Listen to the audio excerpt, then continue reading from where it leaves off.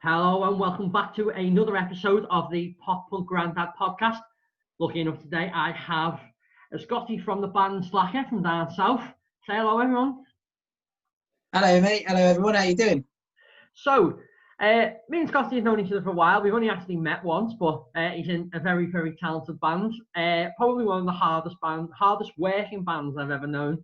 Absolute promotional machine. So we got to know each other a few years ago, and I suppose what I'll start by saying is given the current climate and such, how are you looking after yourselves? You've all been well? Yeah, we've all been well. I quite liked the fact that you said that we were the hardest band going. Hardest, I yeah. don't think none of us are quite 6 foot, but we're definitely the hardest band. Tough as fuck. Yeah, are you looking after yourselves? Sorry? Are you looking after yourselves? Yeah, man. Yeah. We basically we've just been adhering to the rules and checking in on each other and stuff, which is really important just to make sure everyone's all right. Just sort of riding it out, I suppose, is the only thing you can say. You guys seem to be, you still seem to be keeping busy. There's the pages, the social media pages seem to be quite busy. You seem to be quite active in creating content to keep people engaged. Have you found it difficult, or is it something you've taken to like a duck to water? I think we were quite lucky because we've obviously for the past, I think we've done 264 shows in the space of 2 years, touring up and down the country in festivals and all sorts. We sort of filmed a lot of what we've done as we were going around, more for ourselves than anything else, but it's kind of come in use for just putting stuff out just for people to watch and just to kind of keep ourselves sort of, I don't know if relevant's the right word, but like just say we're still here. But we recorded a couple of new singles we started them back in November. So we had a few things lined up that were going to be coming out during this sort of the festival season and everything anyway. So we've had stuff backed up that we could put out. We've just kind of put it out in a different order than we would have done if we were still out sort of touring all the time. Yeah, well, going back to what you just said then about the idea of like, was it 264 shows you said in 2 years? Yeah, I was really gutted actually. We were really gutted because when the whole COVID thing kicked off back in March, our last show, funny enough, was actually up in Liverpool on I think it was the 13th of March was the last one we managed to do before we had to cancel or postpone everything. And we were trying to do we were going to do a hometown show in Southampton because we rarely ever play here.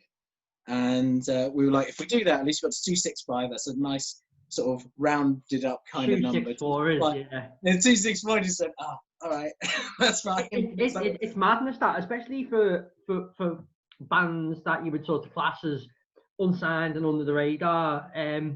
264 shows is good going. That's what is it, roughly a show every 4 days for probably.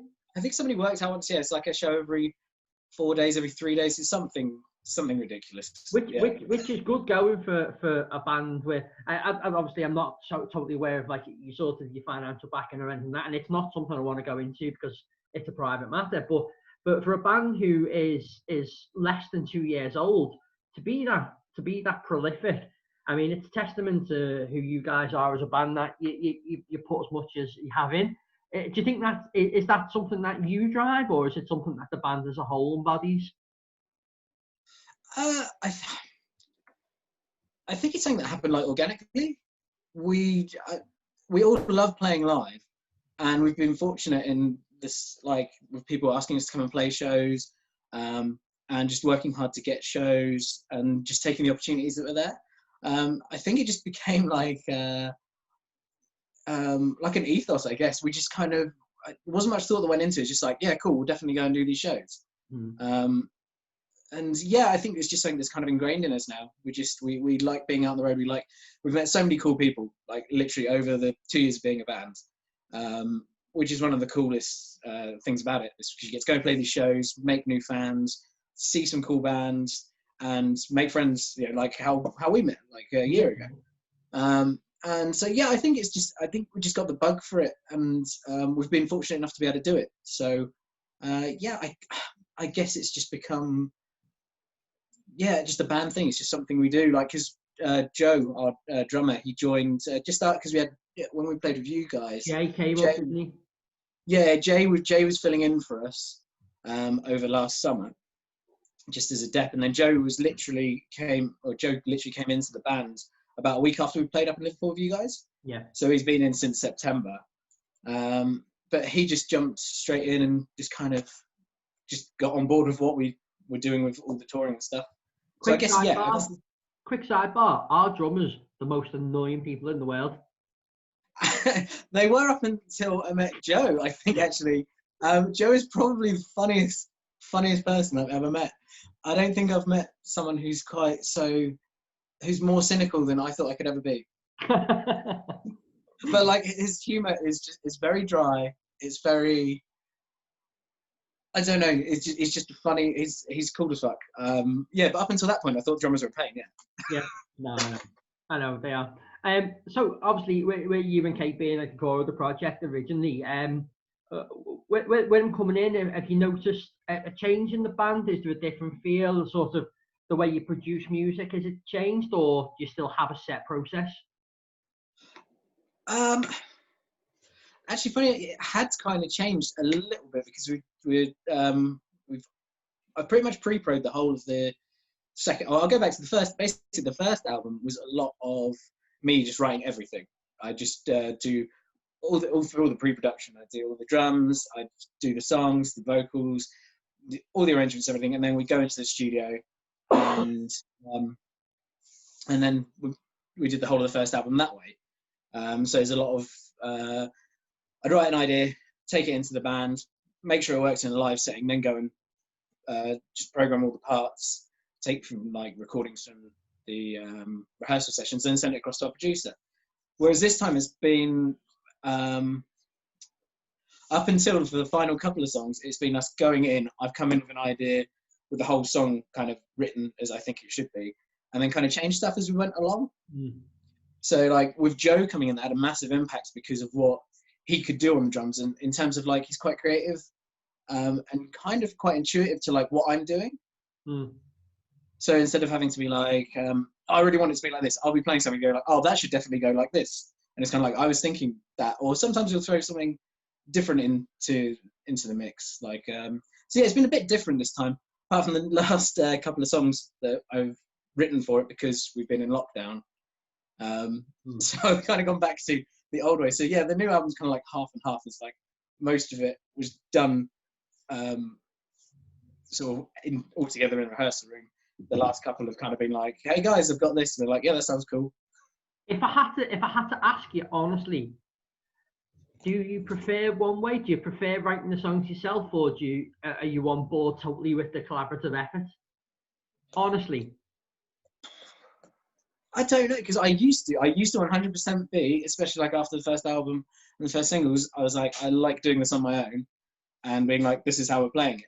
But I think from doing it, because I mean, Kate obviously brings her side of things in and always kind of has done, just with the way that she plays the bass. And I think what I like about it with writing as a band going in is you kind of, instead of bringing something in and saying, this is it, and then kind of going, yeah, that's okay, and then me going, yeah, that's or me being unsure of something, going back and then working on it on my own and changing it, kind of get in and go, on the fly, you can kind of go like, I think we could do better with this, we could work better with that. And it's great when it works in that kind of session. But when you walk away and you've gone and like, this is the song, this is what it's going to be. Because we scrapped quite a lot of stuff for in the writing process of doing it this way. But it was almost like having an extra kind of filter to be like, okay, well, if we change this to do this, that's great. Let's record that on the phone. It sped things up a bit, I think. Yeah, no, I guess. So I prefer it in that sense. But I definitely used to be more like, okay. And it was more because like when we first started it, like the drummer that we had wasn't. It was kind of like, I'll play whatever you tell me. Yeah. Which is great. That's ideal sometimes. Like I know a lot of people really like that. It's just like good, yeah. You just keep going. Dad, that's cool. Yeah, it was kind of. I think it's just because of the way with Joe coming in, it's kind of changed the dynamic a bit. Because in terms of like your songwriting and your songs, as you said about sort of giving them over, if you are in that sort of, you are creating every part of it and then passing it forward. It's to create a song, even just from my sense lyrically, to give somebody your ideas, it is quite an emotional thing to do, and I think you have to have a certain mindset going in with a band to sort of say, these are my ideas, this is my jigsaw, but you might have some of my pieces as well, as opposed to sort of closing yourself off. Because we have a song called For Old School Reasons, which was the third song that I ever wrote, and it took us 4.5 years to actually finish it, because we wrote it so many times and went, that's shit, and came back, and eventually it's something that we really love, and it's certainly one of my favourite songs. But which sort of, obviously, as you describe yourselves as like a sort of like a pop punk emo band, from which angle are you coming this? Which bands are influencing you? Which music keeps you ticking over as a band? You see, every time I get asked this, I should really write it down, because I only give like half of the answers. We're all into, well, the one that always surprises people is we're big fans of the Police. Yeah. Which people are kind of like, well, you do that kind of thing, you're into, because we're into loads of different stuff. We've got a Spotify tour playlist, and there's some horrific stuff on there. I think it's on our Spotify page, and you can go on and literally look at the shit that we listen to when we're driving around the country, and just be like, Backstreet Boys, eh? Oh, I will have zero hate for the Backstreet Boys or NSYNC. I think, what else did I ask for recently? I think I got some Mariah Carey on there or something like that. Depending on which one it is, I genuinely think that could be a really, really, really good effort. Like Mariah Carey has. It's the one with, I think it's the one with Boys to Men on it or something. I can't remember. But I was like, oh, I got lost basically one night on YouTube. I was like, you know when you go down the rabbit hole, you kind of go down the rabbit hole. You're on YouTube and you listen to a song. It's like it just plays the next one. And I just ended up in a mix of like loads of like late 80s, early 90s, like boy band, singer, pop music, and just got into the van. We were driving up north somewhere, and I was just like, put this on, put this on, put this on. And they're just like, where are you getting, like, come on, we weren't even born. Like, where are you getting these ideas from? And I was just like, I went down a rabbit hole on YouTube and I found all these really tacky songs. So, obviously, they're the things that sort of, in terms of like, you know, sort of keep you ticking over years, like sort of on your way to gigs and such. But do you have musical influences that sort of, they're indicators on how you write for you, Kate, as well? Yeah, sorry, that was the original question, wasn't it? I just got lost on that rabbit hole there. No way, that's how it works. Yeah, I mean, we're all relatively into a lot of the same bands. I mean, stuff from, let me get this right. So like I said, the Police is one that me and Kate are definitely more into the Police than Joe would be, but Joe's into stuff like Pup, Remo Drive. I like stuff like Jimmy Eat World, Fall Out Boy, Knuckle Puck, Title Fight, Jawbreaker. It's kind of like a whole mix of that kind of punk, pop punk. And I'm sure I've left off like a load of bands we'd list. Yeah, I suppose it's for you. It sounds like it's a lot more my era type thing. It's a lot more of the sort of to come out of the, you know, when you sort of had that Tony Hawk's era, where you sort of listened to them bands like Goldfinger and Millencolin and stuff, and then you sort of went backwards a bit and went, well, these bands are great, but what came before them type thing, and that sort of feel.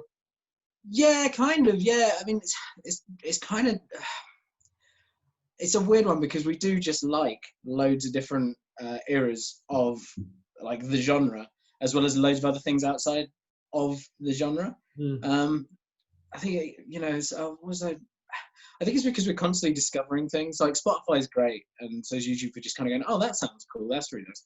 I think originally the reason the band, sort of the original ethos of it, was kind of the newer pop punk bands, I suppose.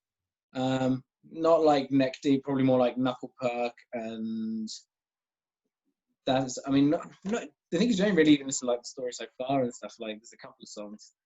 I suppose, yeah, I don't know. It's a trick because there's so much different stuff going on in there. It's kind of hard to pinpoint. Do you feel you tailored your sound to a certain audience, or do you think the sound that you have is quite organic? I like to think it's quite organic. I had this question a while back, and they were saying, "Oh, you know, your music is quite accessible to all, not just like it was like we're not niche kind of thing." And then some people were like, "Oh, you guys are like skate punk," or "Oh, you guys sound like new school pop punk," or "Oh, you guys sound like old school pop punk." "Oh, you sound like the 2010s emo kind of vibe." So we get that kind of. I think it depends on what you listen to as to what you draw from what we play. But yeah, I wouldn't say we tailored to anything. I think it's like if we think something's a good song, we just kind of go like, yeah, this feels like us. Like I think we're at the stage now where we're kind of like, after the first album we're kind of like, right, this feels like an us kind of song, instead of like, you know, when you get bands and you see them, 1 minute they'll play like a metal song and then they'll play like a pop punk song. We've never done anything like that. It's never been that extreme by any stretch. But you can hear different like influence. Like there's occasional like grunge influences that will come in, and then there's a bit. Certainly something I noticed when I watched you guys. I sort of felt there was that sort of grunge influence. Yeah, there's some of the sort of softer grunge and some of the guitars, and I mean we're a 3-piece, so my aim on the guitar is always to be playing the biggest chords that I can to get a big sound out of the three of us, so it fills the whole spectrum. In terms of like, I don't think we're really tailored as such. I think we're just kind of being like, this is cool, this is our sound, this is what we enjoy doing. Hopefully everyone else will like it. We one of the things that we commented on as a band when we played with you guys at Sound is your approach to the live show was very positive. We felt, considering you were opening the show, you play shows as if you were going to play headline shows to 50,000. The approach seems very, very, fuck it, let's get out there and put on the biggest show we can in front of whoever's in front of us. Is that something you're actively pushing for?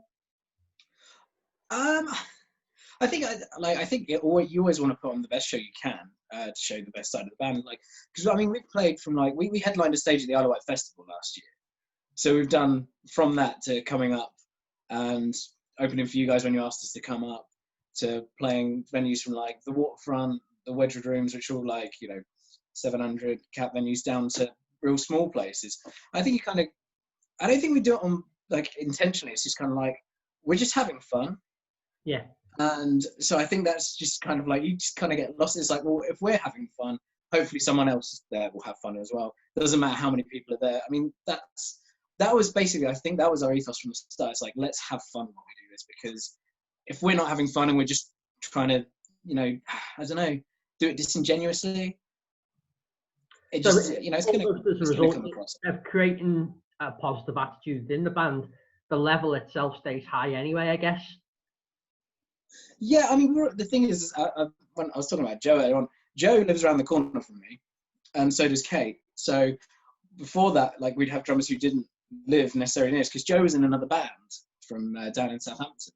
So we'd known him before, so we were already friends. So, and we'd known Jay for a while when he was depping with us, but obviously me and Kate have been friends for quite a while. So it's kind of, with us, I guess it's where we are all friends. We're having fun while we're doing it. 100%. It's not kind of one of these, like, I know there's a lot of bands who are like, oh, I need to put a band together, and they get some guy they don't know from this city, some girl they don't know from another city, and they kind of force it together, and then they all fall out because the one thing they all had in common would be music, and somebody's musical tastes change over time or something. Yeah, I get that.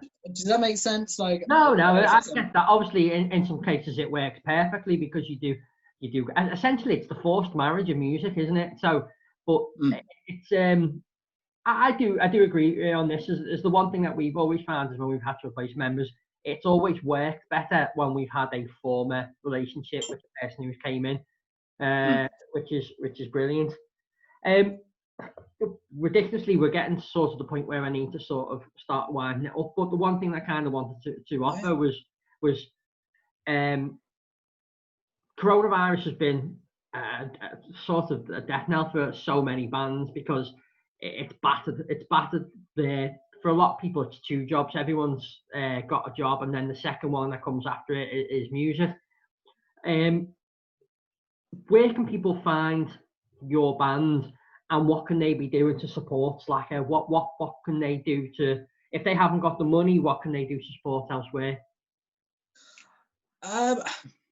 Obviously we've got, I mean, there's merchandise. I mean, if you just type in SLACKRR, which if you don't know us at all, which is absolutely fine. It's always nice to meet new people. It's spelled SLACKRR. Just type that into Google and all of our stuff comes up. Give us a like on our Facebook or any of our social media. Follow us on Spotify. If you've got some spare cash, which absolutely nobody does at the moment, we've got merchandise, which I think we've almost sold out of. So we're going to be getting some new stuff in because we've got some new stuff coming up. Yeah, just I think really keeping up to date with what we're doing, engaging with us. I mean, apart from that, just keeps our morale up. Yeah. Just sharing our music around, show your friends. I mean, the same for every band. Just don't just do it for us. Like every band at the moment needs that. Share, your friends' bands around. Just introduce people to new bands, new music, because I think that's the only way that's going to actually like pick back up again. So, because I mean, a lot of what we did or we do involves being out on the road and touring. So obviously we can't do that at the moment. It's it is just a case of sharing bands and kind of supporting each other, I guess, would be what it comes down to. So lastly, what's the future for SLACKRR? What's to come? What have we got to look forward to from your band? Oh, immediate future? Well, let's say the next 6 to 12 months.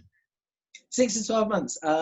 We've actually just put up a little announcement today because there's some new stuff coming up very soon, which we are announcing over the weekend. We've been busy working on some stuff behind the scenes, so there'll be some new music coming very soon. And then what it looks like is a lot of venues are looking to try and get stuff going from about mid-September, from what people have been, from people I've spoken to.